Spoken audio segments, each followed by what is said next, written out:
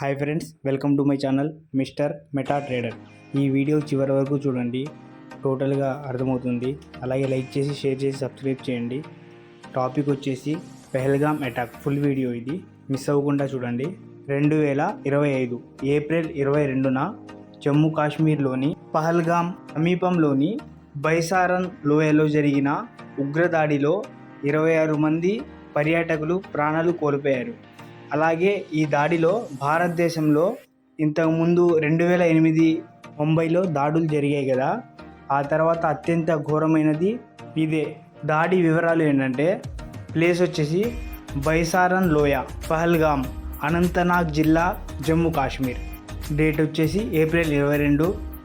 26 మందిలో 24 మంది మన భారతీయులు, ఒకరు వచ్చేసి నేపాల్ పర్సన్, ఇంకొకరు వచ్చేసి స్థానిక గార్డ్. అక్కడ గాయపడిన వారైతే మిగతా 20 మందికి పైగా ఉన్నారు. ఈ దాడి ఏ గన్స్ యూస్ చేశారంటే AK-47లు, M4 కర్తబాన్లతో జరిపిన కాల్పులు ఇవి. సాక్ష్యాల ప్రకారం దాడికి పాల్పడిన ఉగ్రవాదులు ముస్లింలు కానీ పర్యాటకులను లక్ష్యంగా చేసుకున్నారు. ఈ దాడిలో అయితే ది రెసిస్టెన్స్ ఫ్రంట్ అనే ఉగ్రవాద సంస్థ బాధ్యత వహించింది. అంటే TRF. పాకిస్తాన్ ఆధారిత లష్కర్ అలియాస్ ఖాలిద్ను మాస్టర్ మైండ్గా భావిస్తున్నారు, అలాగే గుర్తించారు. భారతదేశంలో పాకిస్తాన్ సంబంధాలైతే ఈ దాడి తర్వాత భారతదేశం మరియు పాకిస్తాన్ మధ్య కొంచెం ఉండే రిలేషన్ కూడా లేకుండా చేసుకున్నారు పాకిస్తాన్ వాళ్ళు. భారతదేశ చర్యలు ఏంటంటే, ఇప్పుడు మనం మోడీ గారు పెట్టినవి ఇమీడియట్ రూల్స్ ఏంటంటే, పాకిస్తాన్ వాళ్ళకి వీసాలు క్యాన్సిల్ చేశారు. అంటే ఇండియాలో కొంతమంది ఉంటారు కదా వాళ్ళకి. అలాగే ఆ పాకిస్తాన్ వాళ్ళు అయితే ఏం చేశారంటే, మన ఇండియన్ ఎయిర్వేస్ ఉన్నాయి కదా, దాన్ని మూసారు. అలాగే మన ఇండియా వీసాలు ఆపేశారు.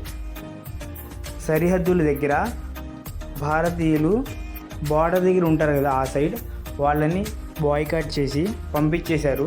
ఇంకోటి ఏంటంటే, ఇండస్ వాటర్ ఉంది కదా, దాన్ని పాకిస్తాన్ వాళ్ళు యుద్ధ చర్యగా పేర్కొన్నారు. దానికి మన భారతదేశంలో చర్యలు ఏం చేపట్టారంటే, భారత సైన్యం, CRPF, జమ్మూ కాశ్మీర్లోని పోలీసులు సంయుక్తంగా దాడి జరిగిన ప్రాంతంలో గాలింపులు చర్యలు చేపట్టారు. అలాగే 3 అనుమానిత ఉగ్రవాదుల స్కెచ్లను విడుదల చేశారు. ఆసిఫా ఫౌజీ, మూసా, సులేమాన్ షా, UNS, అబూ తల్హా, ఆసిఫా. ఈ ముగ్గురు లష్కరే తోయుబాతో సంబంధం కలిగి ఉన్నారని భావిస్తున్నారు.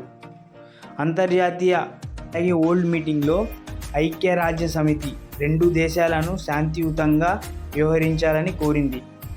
అమెరికా, యూరోపియన్ యూనియన్ వంటి దేశాలు ఈ దాడిని ఖండించాయి. దాడి తర్వాత పహల్గామ్ ప్రాంతంలో భద్రతా బలగాలు గాలింపు చర్యలు చేపట్టారు. ఇప్పుడు మనం ఇండస్ వాటర్ ట్రీటీ గురించి పూర్తి వివరాలు తెలుసుకుందాం. ఎందుకంటే ఇది పాకిస్తాన్ని 80% వాటర్ మన దగ్గర నుంచే వెళ్తాయి. ఇది ఎప్పుడు స్టార్ట్ అయిందంటే 1960 సెప్టెంబర్ 19. భారతదేశ ప్రధాని అప్పుడు జవహర్లాల్ నెహ్రూ ఉండేవారు. అలాగే పాకిస్తాన్ అధ్యక్షుడు మొహమ్మద్ అయ్యూబ్ ఖాన్ ఉండేవారు అప్పుడు. దాంతోపాటు వరల్డ్ బ్యాంక్ ఉంది కదా, మధ్యవర్తిగా ఉండేది. అలాగే ప్లేస్ వచ్చేసి కరాచీ, అప్పటి పాకిస్తాన్ రాజధాని. అయితే ఒప్పందం ఏంటంటే, ఇండస్ నది మరియు దాని ఉపనదులపై నీటి పంపిణీ విషయంలో భారత్, పాకిస్తాన్ మధ్య శాశ్వత సరైన ఒప్పందం కుదుర్చుకున్నారు. అలాగే ఇండస్ నది వ్యవస్థలో ప్రధాన నదులు ఏంటంటే ఇండస్, జైలం, చేనబ్, రవి, బియాస్, సుత్లెజ్. ఇవి నదులు. నీటి పంపిణీ అయితే పశ్చిమ నదుల్లో అయితే ఇండస్, జైలం, చేనాబ్ పాకిస్తాన్కు పూర్తిగా హక్కులు.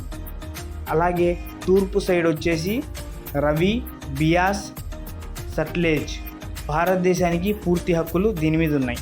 భారతదేశానికి హక్కులు ఏంటంటే, పశ్చిమ నదుల్లో పొలం సాగు, తాగునీటి వినియోగం చేయొచ్చు.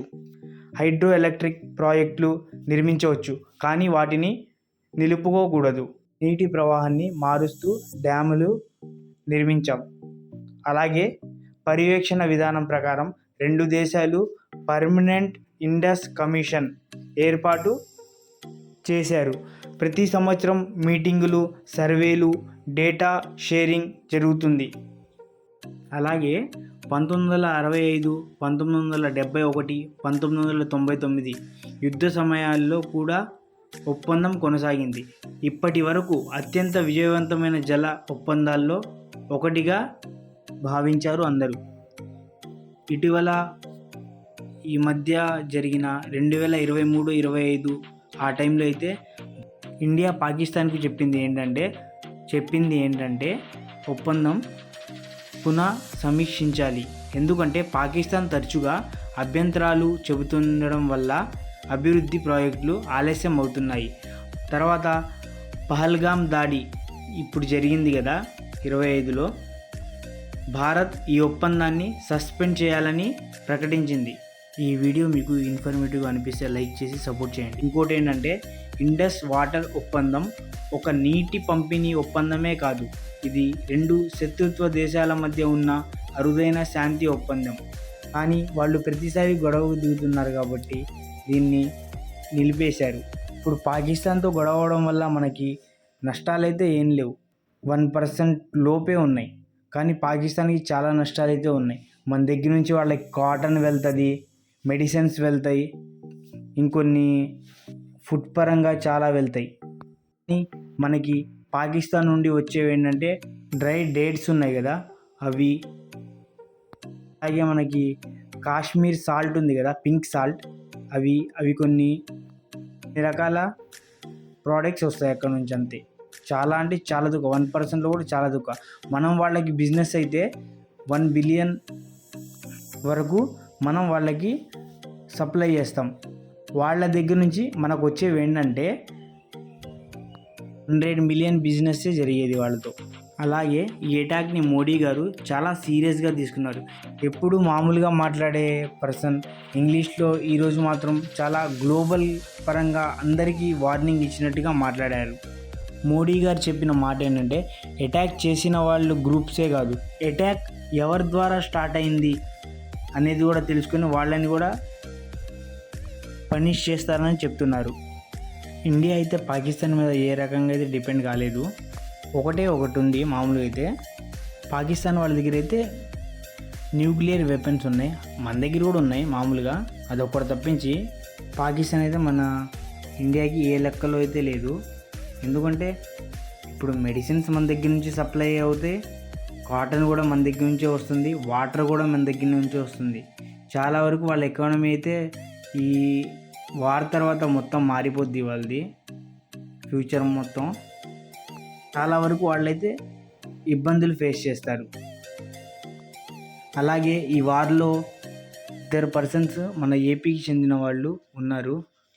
ఇంకేంటంటే ఈ అటాక్లో అయితే అతుల్ మోనా అనే పర్సన్, ఆయన కూడా చనిపోయారు పహల్గామా అటాక్లో. రీసెంట్గా మ్యారేజ్ అయింది 16th ఏప్రిల్న. వాళ్ళేమో కాశ్మీర్కి హనీమూన్కి అలా వచ్చారు ట్రిప్కి టూరిస్ట్గా. కపుల్స్ అయితే తను వచ్చేసి నేవీ ఆఫీసర్ మామూలుగా, తను కూడా చనిపోయారు అక్కడే. ఈ సంఘటన అయితే సోషల్ మీడియాలో చాలా వైరల్ అయిపోయింది. ఇది ఫ్రెండ్స్ వీడియో, పహల్గామ్ అని అనుకున్నాను. అలాగే లైక్ చేసి, షేర్ చేసి, సబ్స్క్రైబ్ చేయండి. అలాగే బెల్ ఐకాన్ క్లిక్ చేసి పెట్టుకోండి, మా వీడియోస్ మీకు తొందరగా అందుతాయి. Thank you so much for watching.